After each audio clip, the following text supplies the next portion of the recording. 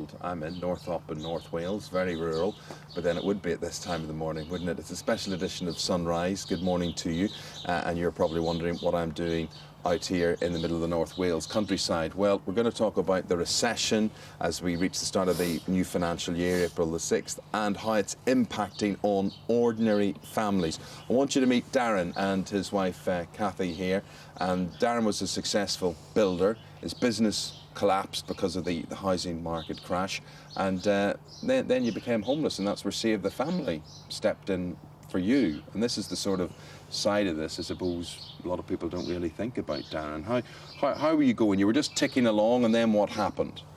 We were giving prices out constantly for work, and obviously people started to get into financial troubles. The banks were redrawing loans and things like that. It takes them longer to pay their bills to you. I think that's a story a lot of people will identify with. Yes, and also the prices were going up for the materials all the time, so people couldn't just afford things, so things started to dry up. We approached the council to explain the situation. This is because you couldn't pay your rent? Yeah. We spoke to social services about things, see what help we could get off them. They said basically they couldn't help. And Kath, how aware were you of this whole situation and how tough things were? Awful. It was thought of coming here or my kids going into care. Yeah. And I wasn't going to do that. That was the choice you were going to have to face.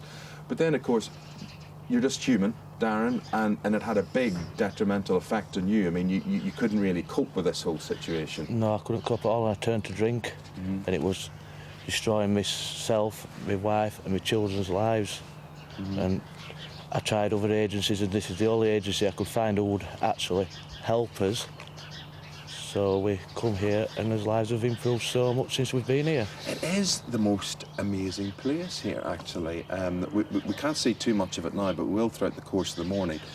You know, there's an old farmhouse here behind us, which has been converted. There's new purpose-built accommodation all around the place. 24 families in total, complete with kids. It's like a little village you've got here, isn't it? Yes, it's a wonderful place. People need to come and see this place, see the work, what people do, because it makes such a difference to people's lives. Of course it does, but will it for the long term? Because you can't be here forever. You've got to go out and face that world again. These train you better to be equipped more to go out there and live and not get into these kind of problems again.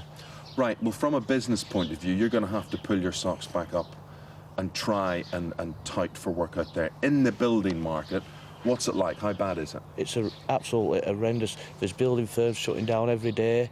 I've got people who I know in East Lancashire who were busy. They've all dried up now, and they're all struggling.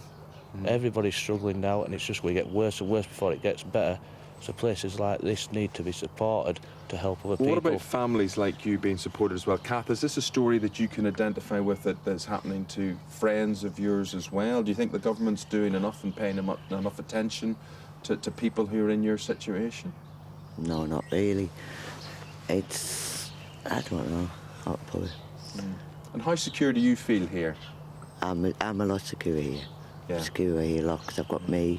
And you like all this so much, Darren, and you want to pay back so much, you're going to walk the whole way from here to London?